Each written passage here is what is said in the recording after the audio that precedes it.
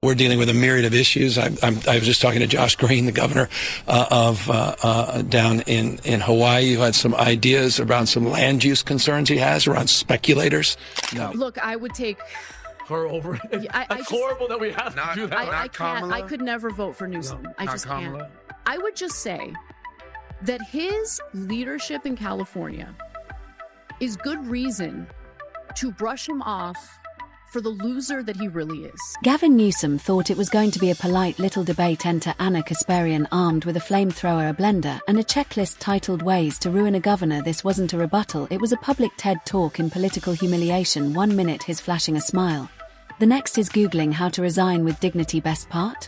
Anna did it without even raising her voice. Welcome to the roast Newsom never wanted but 100% earned. Your car's gonna get broken into, okay? You're gonna get robbed.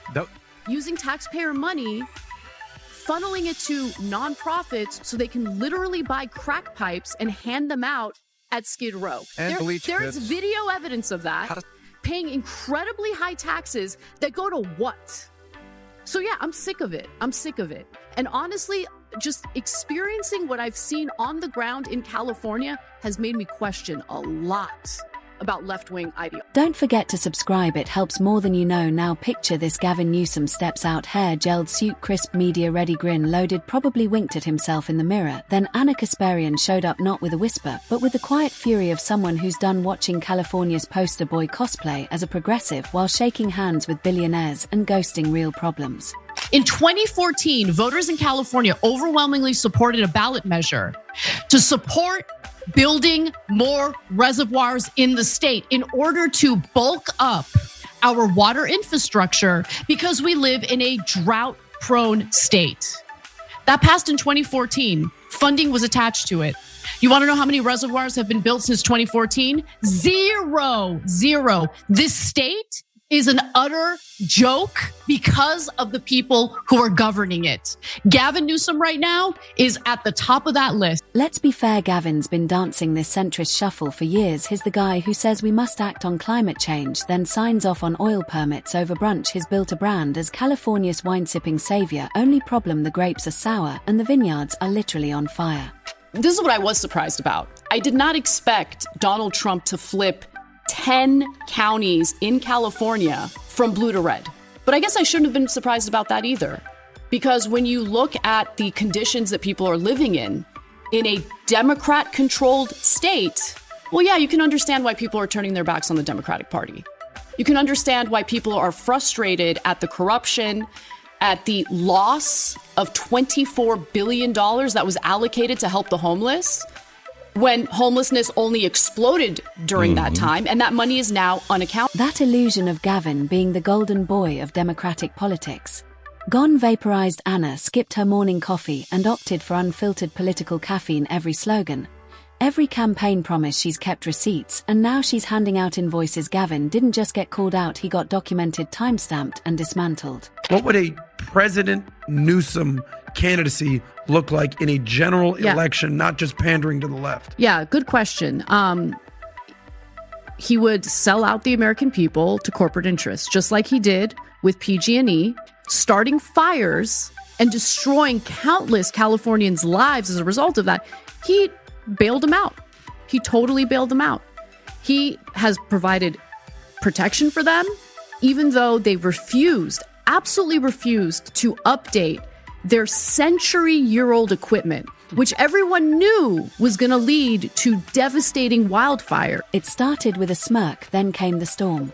Anna didn't rant, she performed a methodical takedown dressed as calm commentary. No flailing, no theatrics, just precision strikes that exposed Gavin's political PR machine as duct-taped nonsense run by exhausted interns. She made it impossible to unsee the strings, the mirrors, the trapdoors. His progressive cosplay didn't just tear it, disintegrated. Gavin Newsom, in every single interview I've seen him do, has passed the buck, even though he is the governor of this state. Yeah. He is pathetic. He's a snake. He's like the slimiest Democratic politician, certainly on a local level.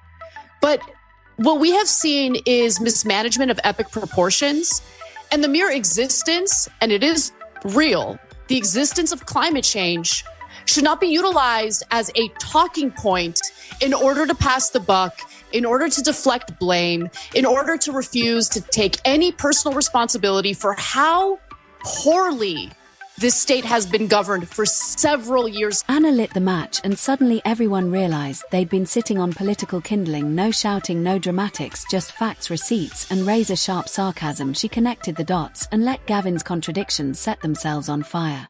California's Green leader was suddenly a case study in performative hypocrisy. Gavin meet karma. Her name's Anna. Can I curse? I don't know if I can. Please, Okay. you must. It's a necessity. So, Democratic establishment candidates are full of shit. And I need people to understand that. And we need to get out of this like vicious pendulum swing cycle where we go from one terrible administration to another terrible administration. They just have different branding. But in the end, they do nothing for ordinary people. And that's what people are hungry for. I think that's part of what explains the popularity of Zohran Mamdani in this mayoral race in New York City. This wasn't nitpicking. Anna mapped a whole pattern. The Gavin shuffle, big progressive talk in public, quiet sellouts in private. She didn't just analyze his policies, she dissected his mindset, that polished act of tossing around words like equity while quietly watering down the very thing they're supposed to mean. And when the time came for a response, crickets. Not even a panic tweet, just deafening silence. I'm a native Angelino. I was born and raised in California. I love my state. I love the people in the state. But it is an absolute wasteland right now. Every freeway bridge is full of people living in tents. There's excrement on our sidewalks. It's unsafe. Crime has gone up. And when it comes to coronavirus, I mean, the fish rots from the head down. Let me just mention, when truth bombs are dropped with this kind of precision, there are only three options: panic, denial, or awkward silence. Gavin picked silence. The internet picked replay. Anna's takedown went viral across TikTok, Reddit, Twitter, you name it. Memes exploded. Even cautious pundits couldn't help but paraphrase her. Gavin may have been aiming for the presidency, but Anna just handed him a mirror. Oh, I'm sure he really does find it funny. He's not bothered by it at all. You just heard the bitter statements of a snake who unfortunately serves as the governor of California. Some like to refer to him as Gavin Newsom. I like to refer to him as a smarmy failure of a politician out of the state that I was born and raised in. Nonetheless, Gavin Newsom was fighting hard to be the guy who stepped in to replace Joe Biden if he dropped out of the race, of course. Anna was calm, brutally calm, while Gavin played dress-up diversity at luxury fundraisers. Anna watched and remembered. She didn't scream or throw chairs. She surgically dismantled his facade like she was performing an autopsy on his career. Live in HD. And she didn't just call out Gavin, she shredded the whole act of governing with hashtags and hollow promises. He's so cool and relatable in his genes. And but like between Cuomo and Newsom, these are actually two really good examples of people who represent the Democratic Party establishment who have not fully reckoned with their unpopularity during the COVID crisis and are now sort of trying to be, as powerful as they were before without, I don't know, maybe actually even being seriously introspective as opposed to whatever the hell that was. you're absolutely right, okay, in your analysis. And let me just say, you know that I like you when I'm willing to sit through a podcast episode featuring Gavin Newsom just to prepare for this. Okay, God bless.